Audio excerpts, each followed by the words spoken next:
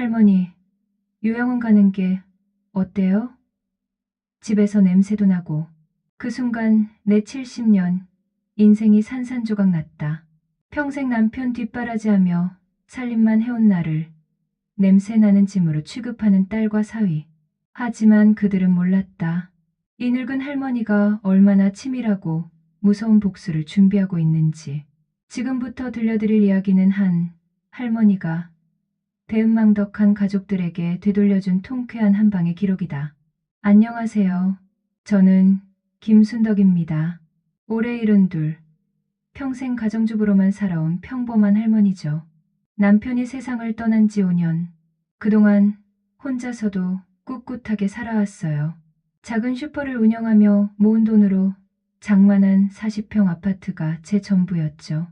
딸 혜진이와 사위 태수, 그리고 고등학생 손녀 지은이와 함께 4대가 모여 사는 게 제 유일한 낙이었어요. 하지만 요즘 들어 이상했어요. 가족들의 시선이 차갑게 변했거든요. 10월 초순, 아침 공기가 제법 쌀쌀해진 어느 날이었어요. 저는 새벽 5시부터 일어나 온 가족 아침밥을 차렸죠. 딸 혜진이가 좋아하는 북어국에 갓 지은 흰쌀밥, 손녀 지은이를 위한 달걀말이까지. 엄마, 밥 됐어요? 딸이 세수를 마치고 식탁에 앉았어요. 하지만 표정이 영 좋지 않더군요. 응, 얼른 먹어. 식기 전에. 저는 정성스럽게 차린 밥상을 내놓았어요. 그런데 딸이 숟가락을 들더니 인상을 찌푸렸어요. 엄마, 이 국 왜 이렇게 짜요? 요즘 입맛이 변한 것 같아요. 그래? 내가 먹어보니까 괜찮던데. 아니에요. 너무 짜요. 지은이 혈압 올라가겠어요. 사위 태수도 한마디 거들었어요. 어머니, 요즘 건강이 안 좋으신가 봐요. 요리 솜씨가 예전 같지 않아요. 그 말에 가슴이 찔렸어요. 40년 넘게 요리해온 제 솜씨를 의심한다니. 미안하다. 다음엔 더 신경 써서 할게. 하지만 딸의 다음 말이 더 충격적이었어요. 엄마, 솔직히 말씀드릴게요. 요즘 엄마가 좀 냄새가 나요. 냄새? 네. 노인 냄새라고 하나요? 집안 전체에 그 냄새가 배어서 순간 숨이 막혔어요. 매일 깨끗하게 씻고 옷도 자주 갈아입는데 냄새가 난다고? 사위가 거들었어요. 어머니, 요양원 알아보는 게 어떨까요? 전문적으로 케어받으시면 더 좋으실 텐데. 요양원? 네. 요즘 시설 좋은 곳 많아요. 어머니, 또래분들도 많고. 딸이 고개를 끄덕였어요. 맞아요. 엄마 혼자 계시니까 외로우실 텐데. 거기 가시면 친구들도 사귀고. 저는 멍하니 그들을 바라봤어요. 내 딸이, 내 사위가 나를 요양원에 보내려 한다고? 나는 여기가 좋다. 내 집인데 왜 나가야 해? 엄마, 고집 부리지 마세요. 엄마를 위한 일이에요. 그날 이후로 요양원 이야기가 계속 나왔어요. 처음엔 알아만 보자더니 점점 구체적으로 변했죠. 며칠 후, 저는 우연히 충격적인 대화를 듣게 됐어요. 밤 11시쯤, 잠이 안 와서 화장실에 가려다가 거실에서 들려오는 딸과 사위의 대화를 들었죠. 여보, 엄마 요양원 보내는 거 언제까지 미룰 거야? 사위 태수의 목소리였어요. 조금만 더 기다려봐. 엄마가 워낙 고집이 세서. 고집이 문제가 아니야. 우리 생활이 문제라고. 지은이 대학 갈 때까지 얼마 안 남았는데. 알아. 나도 답답해. 그리고 솔직히 말해서 어머니, 냄새 정말 심해. 친구들 초대하기도 민망하고. 쉬. 작게 말해. 엄마, 들어. 어차피 귀 어두우시잖아. 그리고 요양원 보내면 이 집 어머니 명의잖아. 우리가 팔든 전세 놓든 자유롭게 할 수 있고. 그 순간 온몸이 얼어붙었어요. 내 집을 노리고 있었던 거였어요. 여보, 그런 말 하지 마. 엄마가 들으면 어떡해? 들으면 어때? 사실인데.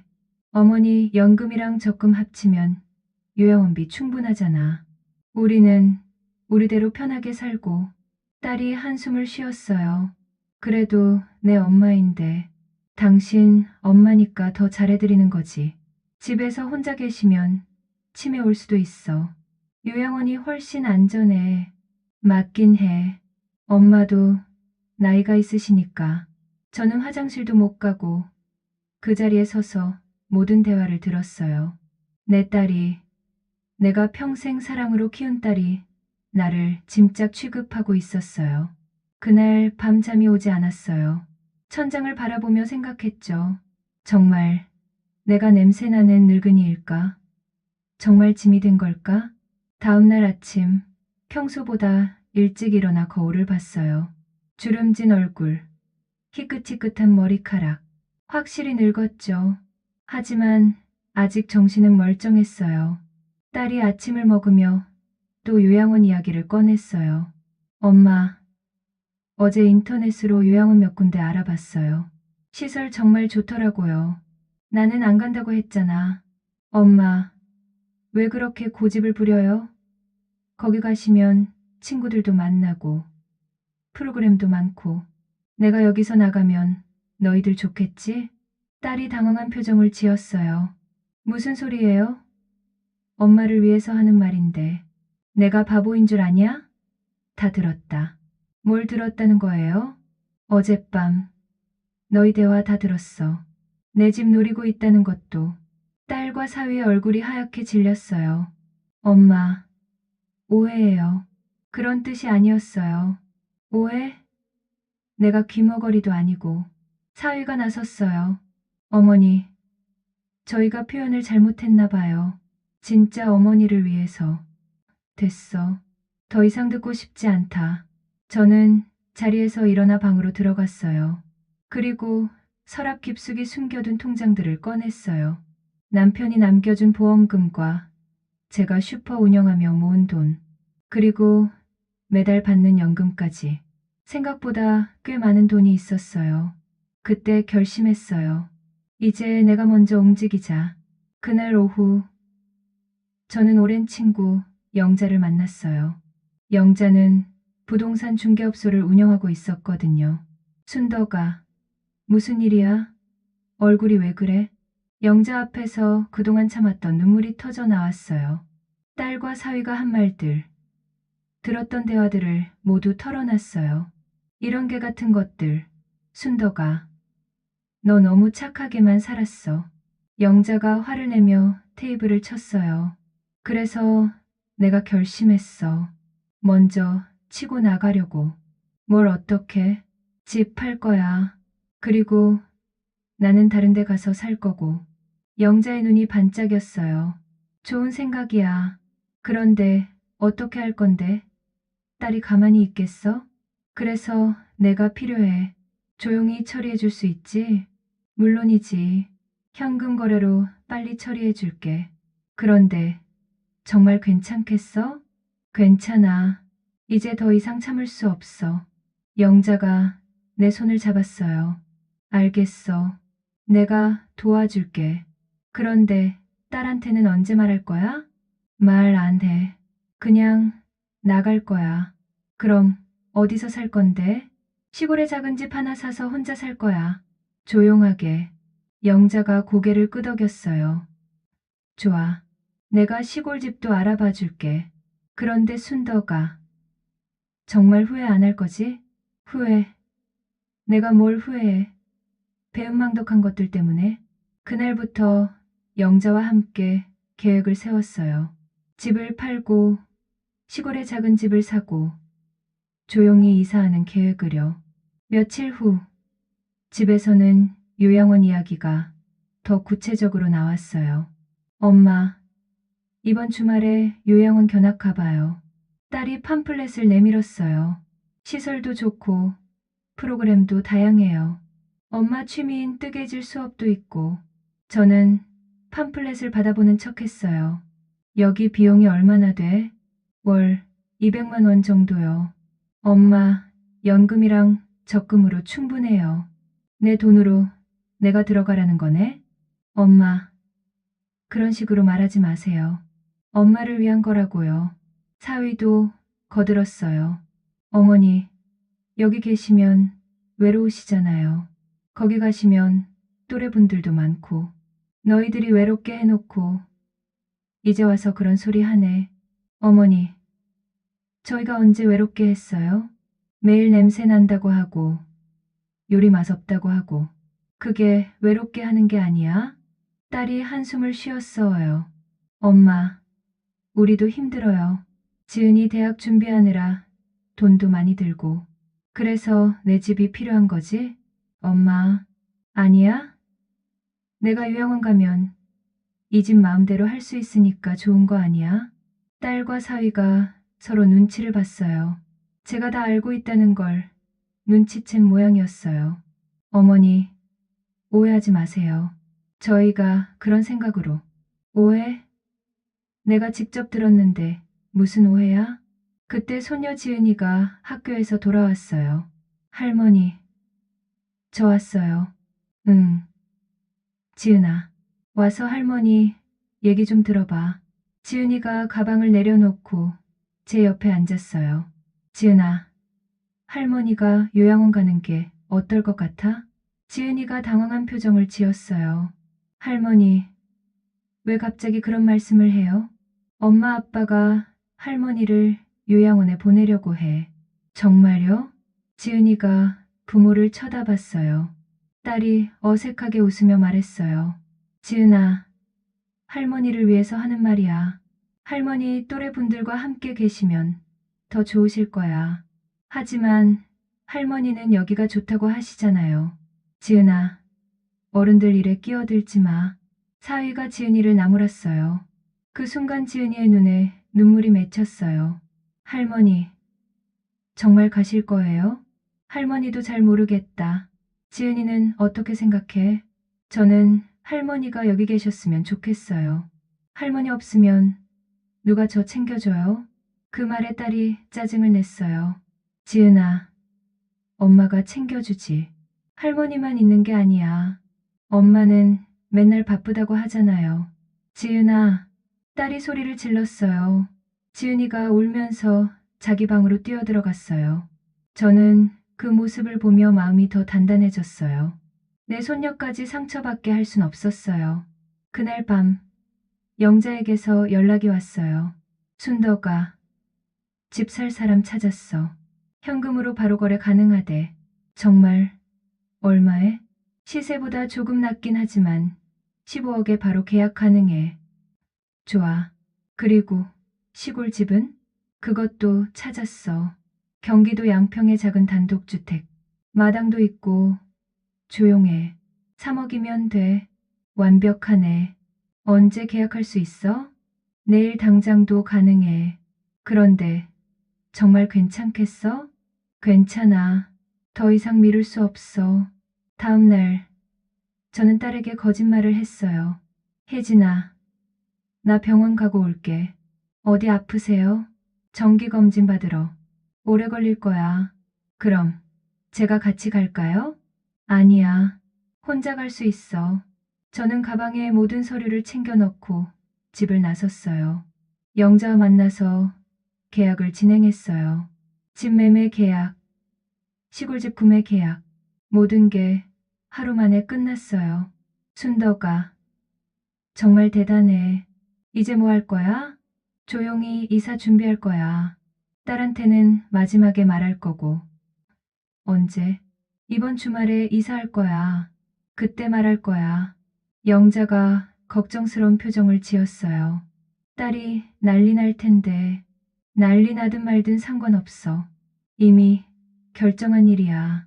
그 주 내내 저는 조용히 이사 준비를 했어요. 필요한 물건들만 골라서 박스에 담았어요. 40년 넘게 모은 물건들이었지만 정작 가져갈 건 많지 않았어요.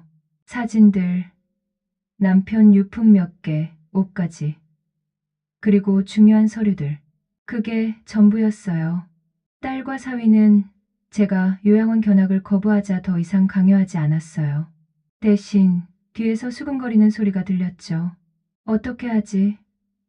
엄마가 계속 버티시면. 조금 더 기다려봐. 결국엔 포기하실 거야. 그들은 제가 결국 굴복할 거라고 생각했어요.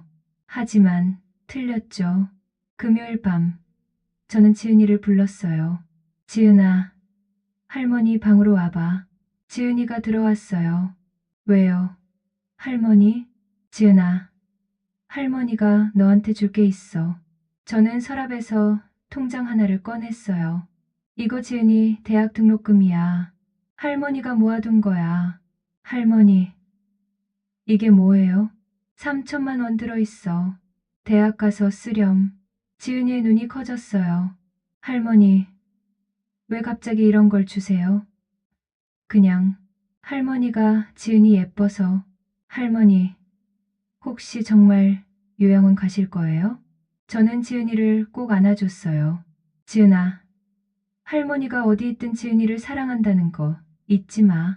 할머니, 지은이가 울기 시작했어요. 저도 눈물이 났지만 참았어요. 토요일 아침, 이사 트럭이 왔어요. 딸과 사위는 아직 잠들어 있었고, 지은이만 일어나 있었어요. 할머니, 정말 가시는 거예요? 응. 할머니 새로운 곳에서 살아볼 거야. 저도 같이 갈 수 없어요? 지은이는 여기서 학교 다녀야지. 할머니는 괜찮아. 이삿짐을 다 싣고 나서 저는 편지 한 통을 식탁 위에 놓았어요. 딸에게 쓴 편지였어요. 혜진아, 엄마는 새로운 곳에서 살기로 했다. 집은 팔았고 돈은 내가 알아서 쓸 거다. 너희들이 원하던 대로 됐으니 이제 편하게 살아라. 엄마를 찾지 마라. 엄마도 너희를 찾지 않을 테니까. 편지를 놓고 나서 저는 마지막으로 집을 둘러봤어요. 40년을 산 집이었지만 이제 더 이상 제 집이 아니었어요. 할머니, 지은이가 울면서 저를 붙잡았어요. 할머니, 가지 마세요. 지은아, 할머니는 괜찮아. 지은이가 보고 싶으면 전화해. 정말요? 그럼. 할머니가 언제 거짓말했니? 저는 지은이를 마지막으로 꼭 안아주고 집을 나섰어요. 양평의 작은 집은 생각보다 좋았어요. 마당에는 감나무와 대추나무가 있었고 뒤쪽에는 작은 텃밭도 있었어요. 이사를 마치고 나서 저는 처음으로 마음이 편해졌어요. 더 이상 눈치 볼 필요도, 냄새 난다는 소리 들을 필요도 없었어요. 오후 3시쯤 핸드폰이 울렸어요. 딸이었어요. 엄마, 이게 무슨 일이에요? 집이 왜 이래요? 집 팔았다. 뭐라고요? 엄마가 무슨 권리로? 내 집인데 내가 팔면 안 돼? 엄마, 미쳤어요? 우리는 어떻게 살라고요? 너희들 알아서 해. 나는 상관없어. 엄마, 지금 어디 계세요? 당장 돌아오세요. 안 돌아가. 나는 이제 여기서 살 거야. 어디서요? 너희들은 알 필요 없어. 엄마, 저는 전화를 끊었어요. 그리고 딸 번호를 차단했어요. 며칠 후 사위가 찾아왔어요. 어떻게 주소를 알았는지 모르겠지만 아마 영자를 통해서 알아낸 모양이었어요. 어머니, 이게 무슨 일이에요? 무슨 일이긴. 이사한 거지. 집을 왜 팔으셨어요? 저희와 상의도 없이. 상해? 내 집인데 왜 상의해? 어머니, 저희도 그 집에서 살았잖아요. 그래서 너희 집이었어? 사위가 당황한 표정을 지었어요. 그게 아니라 갑자기 이러시면 저희가 어떻게 살아요? 너희들이 알아서 해. 나는 상관없어. 어머니, 제발 돌아가세요. 혜진이가 울고 있어요. 울고 싶으면 울어. 나는 안 돌아가. 그럼 집 판 돈은요? 내 돈이야. 내가 쓸 거야. 사위의 얼굴이 빨갛게 달아올랐어요. 어머니, 너무 하시는 거 아니에요? 저희가 언제 어머니께 못했다고. 못했다고? 요양원 보내려고 했잖아. 그건 어머니를 위해서. 거짓말 하지 마. 내 집 노리고 있었잖아. 사위가 할 말을 잃었어요. 어머니, 이제 가. 다시는 오지 마. 어머니, 제발, 가라고. 저는 문을 쾅 닫았어요. 사위가 한참 밖에서 서성이다가 결국 돌아갔어요. 그 후로 한 달이 지났어요. 딸에게서 몇 번 전화가 왔지만 받지 않았어요. 문자도 여러 번 왔지만 읽지 않았어요. 대신 지은이와는 가끔 통화했어요. 할머니, 보고 싶어요. 할머니도 지은이 보고 싶어. 엄마 아빠가 맨날 싸워요. 왜? 집 때문에. 전세금도 없다고 하고. 그래도 지은이는 신경 쓰지 마. 공부만 열심히 해. 할머니, 언제 만날 수 있어요? 지은이가 대학생 되면 만나자. 정말요? 그럼. 할머니가 언제 거짓말했니? 양평에서의 생활은 평온했어요. 아침에 일어나서 마당에 물을 주고 텃밭에서 채소를 기르고 오후에는 동네 할머니들과 수다를 떨었어요. 누구도 제게 냄새 난다고 하지 않았고 요리 맛없다고 하지도 않았어요. 처음으로 제 자신을 위해 사는 기분이었어요. 겨울이 지나고 봄이 왔어요. 마당에 감나무에 새순이 돋고 텃밭에 심은 상추가 파릇파릇 자라났어요. 어느 날 동네 우체부가 편지 한 통을 가져왔어요. 지은이가 보낸 편지였어요. 할머니, 저 대학 합격했어요. 할머니가 주신 돈으로 등록금 냈어요. 정말 고마워요. 엄마 아빠는 아직도 집 때문에 힘들어해요. 하지만 저는 할머니가 잘하셨다고 생각해요. 할머니도 행복하게 사세요. 사랑해요. 편지를 읽으며 눈물이 났어요. 기쁜 눈물이었어요. 그로부터 6개월 후 영자가 찾아왔어요.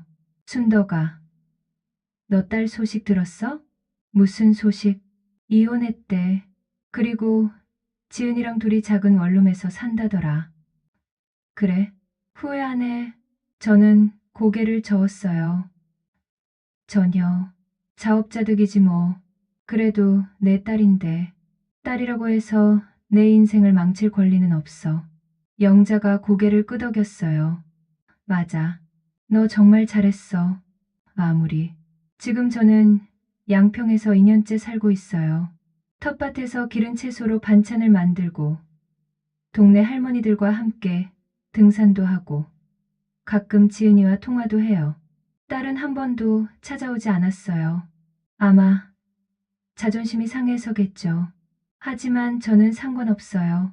이미 정리한 인연이니까요. 여러분, 가족이라고 해서 무조건 참고 살 필요는 없어요.